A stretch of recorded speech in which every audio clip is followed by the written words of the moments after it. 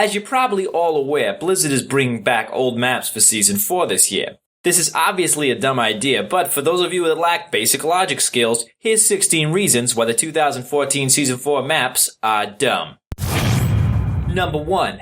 Cain Wastes. Sure, this worked out okay, I guess, in the beta when people were idiots and didn't know how to play the game, but guess what? It's not 2013 anymore. People have actually figured out StarCraft 2.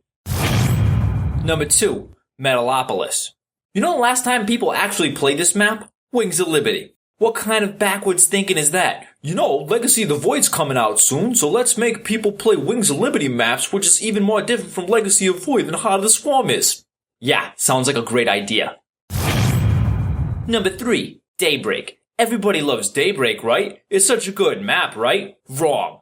Daybreak is a flagship of the most boring, stale, dead game time of StarCraft 2, where every game played out exactly the same and nobody did anything interesting at all. Ever. People who vote for Daybreak obviously want to be bored out of their minds. Number 4. Antigua Shipyard. Let's take a quick look at the features of this terrible map.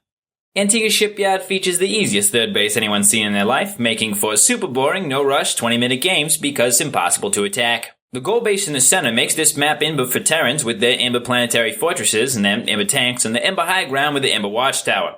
Basically, just float your CC to the gold and build a PF ASAP and the game's yours.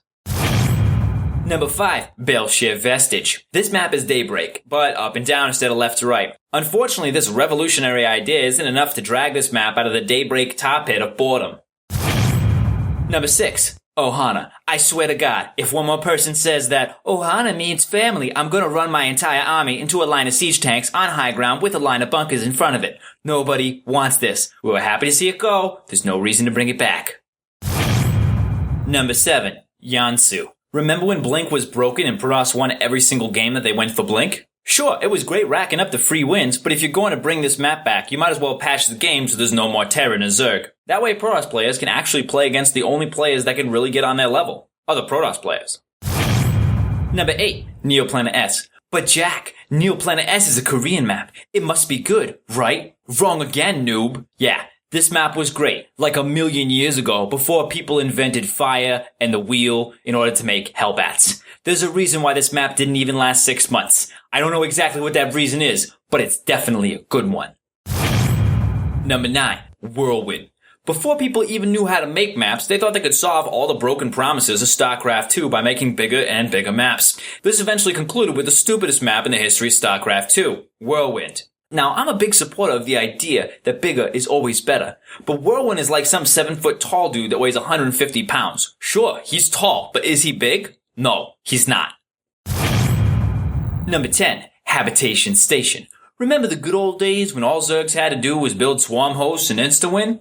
Oh wait, no, everybody hated that because it was garbage, and insta-win really meant sit around and do nothing for 10 hours until the non-Zerg gave up. Or, in the case of a ZVZ, the first person that had to go to the bathroom would lose. StarCraft 2 is not supposed to be a pissing contest. It's supposed to be a game that actually requires real actual for real skill to play. Number 11. XelNaga Caverns. While I do get a little bit nostalgic about Tasteless's secret hallway, it doesn't take a TLO to know how stupid this map is. When your natural looks like a third, and your third pretty much doesn't exist, you know playing StarCraft on this map is a waste of time. Number 12. Cloud Kingdom. Sure, Podden's gonna vote for this map, but he's already proven that the Soul Train is unbeatable here. No need to reopen the Zerg wounds and rub salt in them. Number 13. Shattered Temple. Well, at least it's not Lost Temple, you might say, but when you're comparing a pile of poop to an open landfill, of course the poop pile isn't gonna look so bad. But guess what? It's still poop. Nobody likes it.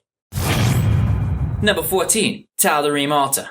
Can you spell Forgate? It's pretty easy. You start with a 4, and you end with Protoss never taking a natural base and winning anyways. You may have made the astute observation that not a single real map after this one has anything but a 1 force field sized ramp going from the main to the natural. That is because this map proved that anything else is stupid. Case closed. Number 15. Shakiras Plateau. This map is so old that Marine King was still crushing noobs with only Marines, and Flash, the Lord and Savior of StarCraft, was still playing Brood War. Now that God has graced us with his presence in StarCraft 2, this map is obviously obsolete. Number 16. Steps of War. It should be pretty obvious that I saved the worst for last. Let's take a look at some true facts about Steps of War. Number 1. You can proxy 2-gate on 9 supply. Number 2. A swarm host can hit the enemy main ramp from their own natural ramp. Number 3. The third base will never get taken. Number 4. Both natural ramps can be seen on one screen without zooming out. Number 5. It takes 4 siege tanks to get from natural to natural. Number 6. This map was broken in Wings of Liberty. It's even more broken in Heart of the Swarm.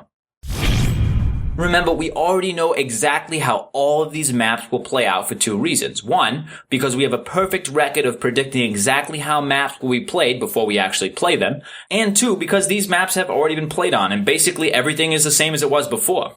My name is BroJack, and this is Bronze Science.